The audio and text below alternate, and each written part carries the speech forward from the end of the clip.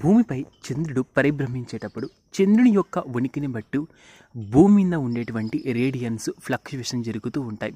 ఈ radiations fluctuation ఉండడం వల్ల మనిషి యొక్క హార్మోనల్ ఇంబ్యాలెన్స్ వల్ల మనిషిలో కొన్ని వ్యసనాలు, కొన్ని అలవాట్లు తనకు తాను తెలియకుండా ఒక మెంటల్ డిప్రెషన్ స్టేజ్ని దాటి వెళ్ళే స్టామినా మనకు ఈ నేచర్లో ఉంటుంది. కాబట్టి మనం నేచర్ మీద డిపెండ్ అయితే బతుకుతున్నాం. కాబట్టి నేచర్లో వచ్చే ఈ మార్పుల వల్ల చంద్రుని యొక్క ఉనికి మనకు మారడం వల్ల బాడీలో మనకు హార్మోన్స్ రిథమ్స్ అవి మనకు ఎగ్జాక్ట్గా ఏకాదశి నుంచి అమావాస్య మధ్యలో మనకు విపరీతంగా మన సైడ్ నెగిటివ్ వైబ్స్ అనేటివి మన మీద దాడి చేస్తాయి.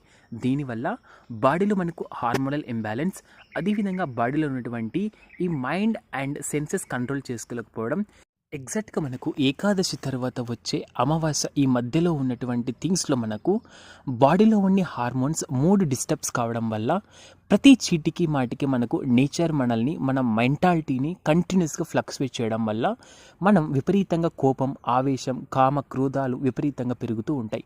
వాటిని మనం రెగ్యులేట్ చేయాలన్నా, రాబోయే ఎఫెక్ట్స్ నుంచి మనం ఎస్కేప్ అవ్వాలన్నా ఒకే ఒక మార్గం, అదే మనకు ఏకాదశి వ్రతం. మరి ఈ ఏకాదశి వ్రతాన్ని మనము సైంటిఫిక్గా అప్రోచ్ అయినట్టు మాత్రమే చూడాలి తప్ప ఎక్కడ కూడా సెంటిమెంటల్కి తావివ్వకు.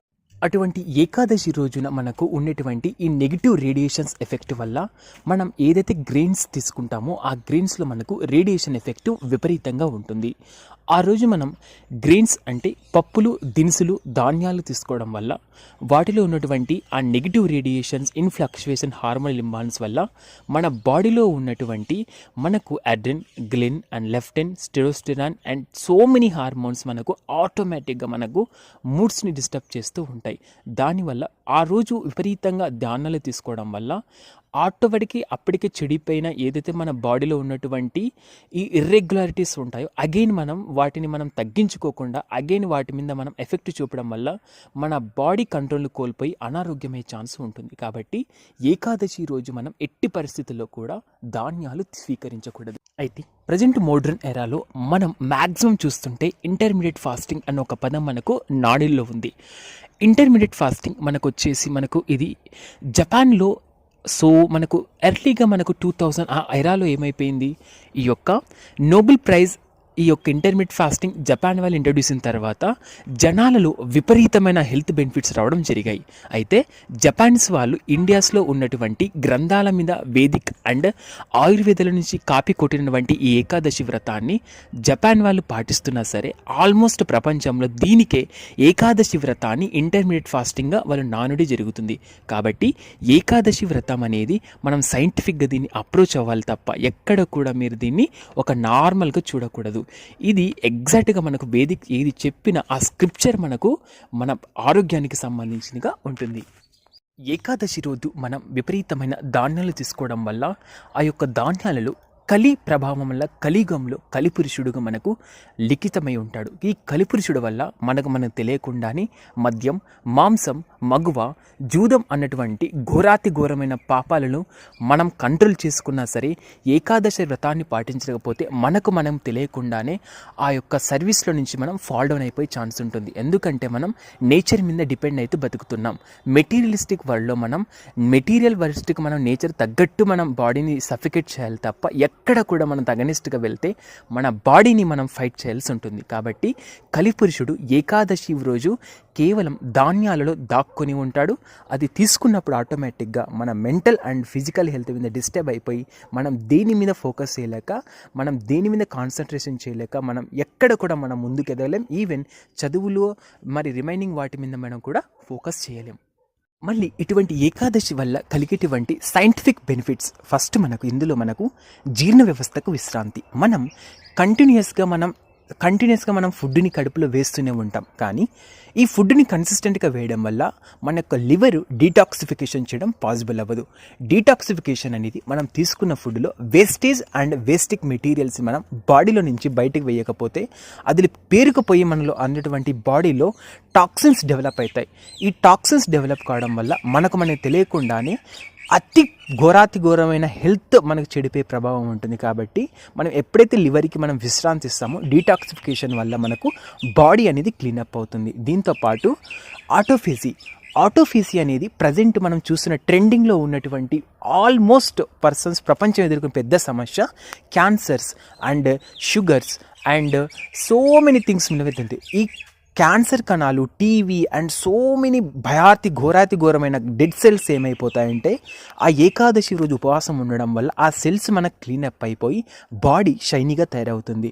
దీంతోపాటు ఇన్సులిన్ ఎఫెక్ట్, ప్రజెంట్ ప్రపంచంలో మనకు షుగర్, డయాబెటీస్ వల్ల విపరీతమైన హాస్పిటల్ చుట్టూ తిరుగుతూ ఉన్నారు. వీళ్ళు కేవలం విపరీతంగా ధాన్యాలు తీసుకోవడం, ఎక్కడ కూడా కడుపుకి విశ్రాంతి ఇవ్వకపోవడం వల్ల మన బాడీ మనకు కంటిన్యూస్గా వర్క్ చేయడం వల్ల దానికి బ్రేక్ అయిపోవడం వల్ల అది మనకు రోగాలు బలవుతుంది. కాబట్టి ఈ బరువు నుంచి వెయిట్ రెడ్యూస్ కాకపోవడం, విపరీతంగా బరువు పెరగడం, ఒబిసిటీ రావడం వల్ల మన యొక్క వెయిట్ని లాస్ గెయిన్ చేయలేకపోవడం వల్ల కాళ్ళు చేతులు పడిపోవడం, తిమ్మిర్లు ఎక్కడం, హార్ట్ అటాకులు రావడం, మనకు ఎక్కడ కూడా గుండెకు విపరీతమైన ఆయిల్స్ ఫుడ్, మసాలా ఇట్లాంటి ప్యాకెట్స్ ఫుడ్స్ ఇవ్వడం వల్ల మన గుండె ఆరోగ్య సమస్యలు లోనవ్వడం. సో దాంతోపాటు మెదడు ఎప్పుడైతే మనకు స్టమక్ అనేది ఖాళీ లేకపోతుందో మెదడు మనకు షార్ప్ అవ్వదు. దీనివల్ల మన ఐక్యూ లెవెల్స్ అనేటివి తగ్గిపోతాయి. దీంతోపాటు ఇన్ఫ్లమేషన్స్ వల్ల మనం డిస్టర్బెన్స్ కోల్పోయి మైండ్ టాక్సిక్ ప్రభావం వల్ల ఎక్కడ కూడా మనకు యాక్టివ్నెస్ అనేది బ్రెయిన్ డెవలప్ అవ్వదు. కాబట్టి స్టమక్ మనం రెస్ట్ ఇస్తే తప్ప, స్టమక్ రెస్ట్ ఇచ్చినప్పుడు బాడీ క్లీనప్ చేసుకుంటుంది. బాడీ ఆటోమేటిక్గా మనకు వామప్ అయినప్పుడు మాత్రమే రిమైనింగ్ డేస్లో యాక్టివ్గా అవుతుంది తప్ప దానికి ఎక్కడ మనం విశ్రాంతి ఇవ్వకపోతే ఆటోమేటిక్గా మన బాడీ మనకు తెలియకుండానే రోగాల బాటు చేసేస్తున్నాం. చాలామంది ఈ ఏకాదశి వ్రతాన్ని పాటించక ఇష్టానుసారం తినేసి రోగాలు బాటు పాలైన తర్వాత హెలోపతి, హోమియోపతి ఈ యొక్క ఫారిన్ మెడిసిన్ మీద డిపెండ్ అవుతున్నారు. కానీ మనకు ఆయుర్వేదిక్ ప్రకారం ఏదైనా సరే రోగం వస్తే దానికి ఏకైక మాత్ర అదే మనకు ఫాస్టింగ్. ఉపవాసం ఉంటే చాలు మన బాడీకి ఆటోమేటిక్గా ఆ యొక్క రికగ్నిషన్ చేసుకొని ఎక్కడైతే ప్రాబ్లం ఉంటుందో దాన్ని అది వర్క్ చేసుకుంటుంది. కానీ మనం అట్లీస్ట్ దానికి టైం వేయకుండా కంటిన్యూస్గా ఫుడ్ మనం వేస్తూనే ఉండడం వల్ల ఆటోమేటిక్గా అది ఏమి చేయలేకపోతుంది. కాబట్టి ఏకాదశి వ్రతం అనేది it's a very important in ఆయుర్వేదిక్లో. దీనివల్ల మనం డీటాక్సిఫికేషన్, దీంతోపాటు జఠరాగ్ని, మనకు హైడ్రోక్లోరిక్ యాసిడ్ బాడీలో మనకు మూడప్ అయిపోయి విపరీతంగా యాసిడ్ లెవెల్స్ పెరగడం వల్ల గ్యాస్ ఫార్మేషన్ ఫామ్ అయ్యి ఈ గ్యాసెస్ వల్ల చాలా మటుకు గుండె నొప్పి, కడుపులో మంట, తేన్పులు రావడం, విపరీతమైన ఈ ఫుడ్ అరగకపోవడం వంటి థింగ్స్ మనం చూస్తూ ఉంటాం. దీంతోపాటు పర్సన్స్లో ఉన్నటువంటి వాత, పిత్త, కఫ దోషాలు, ఈ దోషాల వల్ల బాడీ ఒక్కొక్క నేచర్, ఒక్కొక్క సైకాలజీ ఉంటుంది. అందరి బాడీస్ ఒకేలా ఉండవు. డిపెండింగ్ అపాన్ వాత, పిత్త, కఫ దోషాలను బేస్ చేసుకొని వాళ్ళ బాడీ ఒక్కొక్క పదార్థానికి అట్రాక్ట్ అవుతుంది, ఒక్కొక్క రకంగా ఫ్లక్చువేట్ అవుతూ ఉంటుంది. అవన్నీ రెగ్యులేట్ అవ్వాలంటే ఈ మనకు ఏకాదశి వ్రతం అనేది చాలా ఇంపార్టెంట్. దీనన్నిటితో మానిటర్ చేస్తే మనకు మనిషి ఎప్పుడు కూడా సత్వరజో తమో గుణాలతో మనకు మూడప్ అయిపోయి వేరీ అవుతూ ఉంటాడు. ఒక మనిషి ఈ యొక్క ఏకాదశి తర్వాత రాబోయే అమావాస్య సిచ్యువేషన్లో భయంకరమైన రేడియేషన్స్ నుంచి మనకు తట్టుకోవాలంటే మనిషి ఈవెన్ సత్వగుణంలో కన్సిస్టెన్స్గా ఉండాలంటే ఏకాదశి వ్రతాన్ని పాటించాలి.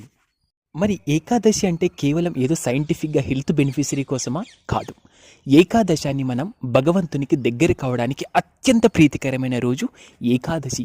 ఏకాదశి రోజు ఉన్నటువంటి ఆ ప్రశాంతత మరి ఏ రోజుల్లో రాదు. అది మనకు నేచర్ ఇచ్చినటువంటి అద్భుతమైన వరం. మనం ఏకాదశిని వృద్ధి చేసుకోవాల్సింది.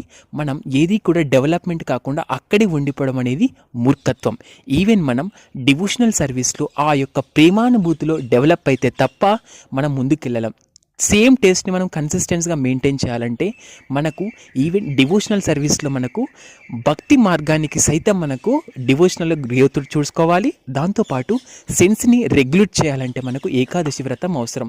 దీంతోపాటు మనం చేసేటువంటి ఘోరమైన మిస్టేక్స్, మనం చేసేటువంటి మిస్టేక్స్ని మనం ప్రాయశ్చిత్తం తెలిపేది ఏకాదశి రోజు మాత్రమే. అన్నిటికంటే ముఖ్యమైనది ఏకాదశి రోజు మన పనులను తగ్గించుకొని ఇంట్లో ఎటువంటి వంట గింట ఇలాంటి థింగ్స్ లేకపోవడం వల్ల ఎక్కువ టైం సేవింగ్ కావడం వల్ల ఈ సేవింగ్ చేసుకున్న టైంలో ఎక్కువ స్మరణ మనకు భగవంతుని కేటాయించి హరినామ స్మరణతో ఏకాదశాన్ని ముగించుకొని రాబోయే విపత్కర పరిస్థితులను నెట్టుకొని మన రాబోయే సిచ్యువేషన్స్కు కర్మానుసారంగా వచ్చిపోయే ఆ ప్రతికూలాలకు, అనుకూలాలకు వాటితో పాటు ఫిజికల్, మెంటల్ హెల్త్ అది మనం రెగ్యులేట్ చేసుకొని నెలకు 2 సార్లు ఏకాదశి రావడం వల్ల మనము ఆ మిగిలిన 15 డేస్లో ఏదైతే తెలియకుండా తీసుకున్న పదార్థాలు మన మీద ఉన్నటువంటి ఎఫెక్టివ్నెస్, కన్సిస్టెన్స్గా భక్తిలో ముందుకు వెళ్ళడానికి ఏకాదశి వ్రతాన్ని మనకు విపదించారు.